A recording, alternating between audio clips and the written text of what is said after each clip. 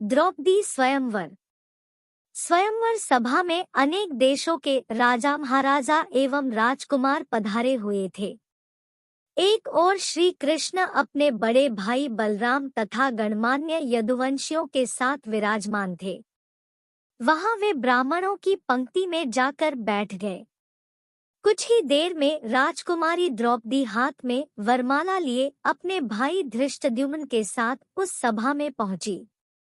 धृष्टद्युम्न ने सभा को संबोधित करते हुए कहा, हे विभिन्न देश से पधारे राजा महाराजाओं एवं अन्य गणमान्य जनों, इस मंडप में बने स्तंभ के ऊपर बने हुए उस घूमते हुए यंत्र पर ध्यान दीजिए।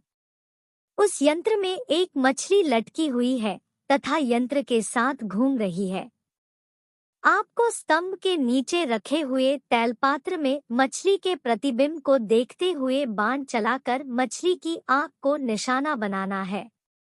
मछली की आंख में सफल निशाना लगाने वाले से मेरी बहन द्रौपदी का विवाह होगा। एक के बाद एक सभी राजा महाराजा एवं राजकुमारों ने मछली पर निशाना साधने का प्रयास किया, किंतु सफलता हाथ न लगी और वे कांतिहीन होकर अपने स्थान में लौट आए। इन असफल लोगों में जरासंध, शल्य, शिशुपाल तथा दुर्योधन, दुशासन आदि कौरव भी सम्मिलित थे। कौरवों के असफल होने पर दुर्योधन के परम मित्र कर्ण ने मछली को निशाना बनाने के लिए धनुष उठाया, किंतु उन्हें देखकर द्रौपदी बोल उठीं, यह सूतपुत्र है, इसलिए मैं इसका वरण नहीं कर सकती। द्रौपदी के वचनों को सुनकर कर्ण ने लज्जित होकर धनुष बाण रख दिया। उसके पश्चात ब्राह्मणों की पंक्ति से उठकर अर्जुन ने निशाना लगाने के लिए धनुष उठा लिया। एक ब्राह्मण को राजकुमारी के स्वयंवर के लिए उद्यत देख वहां उपस्थित जनों को अत्यंत आश्चर्य हुआ, किंतु ब्राह्मणों के क्षत्रियों से अधिक श्रेष्ठ होने के कारण से उन्हें कोई रोक न सका। अर्जुन ने तैलपात्र में मछली के प्रतिबिंब को देखते हुए एक ही बाण से मछली की आंख को भेद दिया। द्रौपदी ने आगे बढ़कर अर्जुन के गले में वरमाला डाल दिया। एक ब्राह्मण के गले में द्रौपदी को वरमाला डालते देख समस्त क्षत्रिय राजा महाराजा एवं राजकुमारों ने क्रोधित होकर अर्जुन पर आक्रमण कर दिया। अर्जुन की सहायता के लिए शेष पांडव भी आ गए और पांडवों तथा क्षत्रिय राजाओं में घमासान युद्ध होने लगा।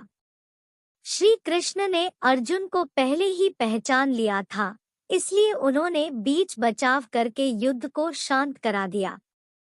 दुर्योधन ने भी अनुमान लगा लिया कि निशाना लगाने वाला अर्जुन ही रहा होगा और उसका साथ देने वाले शेष पांडव रहे होंगे। वाणावत के लाक्षागृह से पांडवों के बच निकलने पर उसे अत्यंत आश्चर्य होने लगा। पांडव द्रौपदी को साथ लेकर वहां पहुंचे जहां वे अपनी माता कुंती के साथ निवास कर रहे थे। द्वार से ही अर्जुन ने पुकार कर अपनी माता से कहा, माते, आज हम लोग आपके लिए एक अद्भुत भिक्षा लेकर आए हैं। उस पर कुंती ने भीतर से ही कहा, पुत्रों, तुम लोग आपस में मिलबांट उसका उपभोग कर लो। बाद में यह ज्ञात होने पर कि भिक्षा वधू के रूप में है, कुंती को अत्यंत पश्चाताप हुआ, किंतु माता के वचनों को सत्य सिद्ध करने के लिए कुंती ने पांचों पांडवों को पति के रूप में स्वीकार कर लिया। पांडवों के द्रौपदी को साथ लेकर अपने निवास पर पहुंचने के कुछ काल पश्चात उनके पीछे पीछे कृष्ण भी वहां पर आ पहुंचे। कृष्ण ने अपनी बुआ कुंती के चरण स्पर्श करके आशीर्वाद प्राप्त किया और सभी पांडवों से गले मिले। औपचारिकताएं पूर्ण होने के पश्चात युधिष्ठिर ने कृष्ण से पूछा, हे द्वारिकाधीश, आपने हमारे इस अज्ञातवास में हमें पहचान कैसे लिया? कृष्ण ने उत्तर दिया, भीम और अर्जुन के पराक्रम को देखने के पश्चात भला मैं आप लोगों को कैसे न पहचानता। सभी से भेंट मुलाकात करके कृष्ण वहां से अपनी नगरी द्वारिका चले गए। फिर पांचों भाइयों ने भिक्षावृत्ति से भोजन सामग्री एकत्रित किया और उसे लाकर माता कुंती के सामने रख दिया।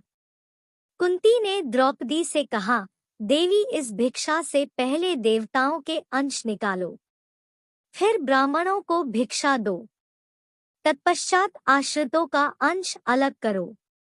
उसके बाद जो शेष बचे उसका आधा भाग भीम को और शेष आधा भाग हम सभी को भोजन के लिए परोसो। पतिव्रता द्रौपदी ने कुंती के आदेश का पालन किया। भोजन के पश्चात कुशासन पर मृगचर्म बिछाकर वे सो गए। द्रौपदी माता के पैरों की ओर सोई। द्रौपदी के स्वयंवर के समय दुर्योधन के साथ ही साथ द्रुपद, धृष्टद्युम्न एवं अनेक अन्य लोगों को संदेह हो गया था कि वे ब्राह्मण पांडव ही हैं। उनकी परीक्षा करने के लिए द्रुपद ने धृष्टद्युम्न को भेजकर उन्हें अपने राजप्रासाद में बुलवा लिया। राजप्रासाद में द्रुपद एवं धृष्टद्युम्न ने पहले राजकोष को दिखाया, किंतु पांडवों ने वहां रखे रत्नाभूषणों तथा रत्नमाणिक्य आदि में किसी प्रकार की रुचि नहीं दिखाई। किंतु जब वे शस्त्रागार में गए तो वहां रखे अस्त्र शस्त्रों उन सभी ने बहुत अधिक रुचि प्रदर्शित किया और अपनी पसंद के शस्त्रों को अपने पास रख लिया। उनके क्रियाकलाप से द्रुपद को विश्वास हो गया कि ये ब्राह्मण के रूप में योद्धा ही है।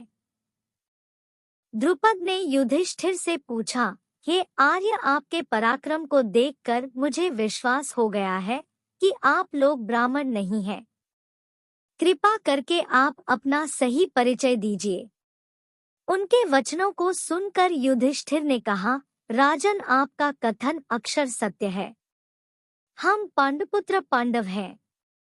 मैं युधिष्ठिर हूँ और ये मेरे भाई भीमसेन, अर्जुन, नकुल एवं सहदेव हैं।